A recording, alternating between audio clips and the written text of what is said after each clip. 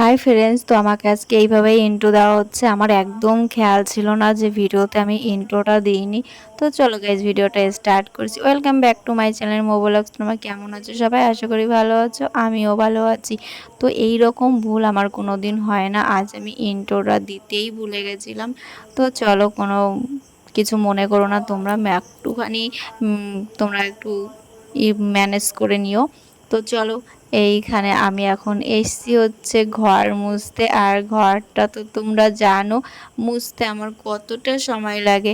তো ঘর মোছা হয়ে গেছে, তারপরে এসছি দুপুরবেলা রান্না করতে। যেহেতু আজকে সোমবার, বাড়িতে নিরামিষ, তাই উচ্ছে আলুর তরকারি আর হচ্ছে শাক ভাজা, এটাই হবে। তো পাট শাক ভেজেছি, কিন্তু আজকে পাট শাকের মতো পেঁয়াজ রসুন কিছুই দেব না, লঙ্কা ভেজে রেখেছি, শুকনো লঙ্কা দিয়ে আজকে খাওয়া হবে। তারপরে রাত্রিবেলা দেখা যাবে কি কিছু একটা করা যাবে। তো আজকে এই দুই পদেই করেছি, যেহেতু প্রচণ্ড গরম পড়েছে। আর হচ্ছে একটু তেঁতুলের টক বানিয়ে নেব। তো তেঁতুলের টকটা কিভাবে বানাই সেটা তোমাদের অন্য ভিডিওতে দেখিয়ে দেবো। তো তেঁতুলের টকটা খেতে কিন্তু আমার ভীষণ ভালো লাগে। তো তারপরে এখানে এসে জামা কাপড়গুলো ভাঁজ করতে, কারণ জামা কাপড়গুলো শুকিয়ে গেছে, যে পরিমাণে রোদ্দুর উঠেছে।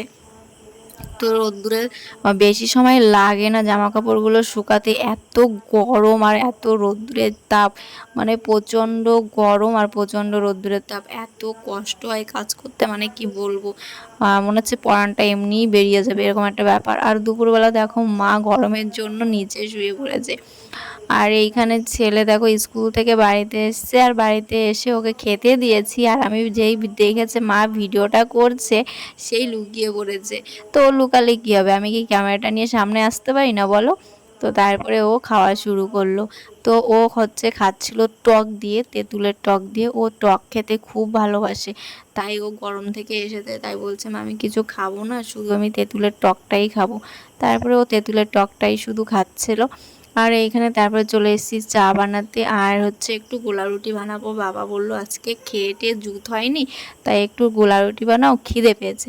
মানে কি বলো তো, বাড়িতে যেদিন নিরামিষ হয় সেদিনকে কারোরই খাওয়া দাওয়া একটু ভালো হয় না। তারপরে দেখো এইখানে রাত্রিবেলা চলে এসেছি হচ্ছে আলু সিদ্ধ মাখতে। ওই যে বললাম যে রাত্রে কিছু একটা করে নেব। তো সব উচ্ছে আলুর তরকারি, পাট শাক ভাজা আছে, আর এখন ভাবলাম যে একটু আলু সিদ্ধ দিয়ে নিই, তাই আলু সিদ্ধ দিয়ে নিয়েছিলাম। তারপর রাত্রিবেলা দেখো স্নান টিনান করে টোরে আমি চলে এসেছি, কারণ এত গরম পড়েছে, স্নান না করলেই হয় না। তো চলো গাইজ, ভিডিওটা আর বড় করছি না। ভিডিওটা যদি ভালো লাগে লাইক কমেন্ট শেয়ার সাবস্ক্রাইব করে নিও। আর যারা ফেসবুক থেকে দেখছো ফলো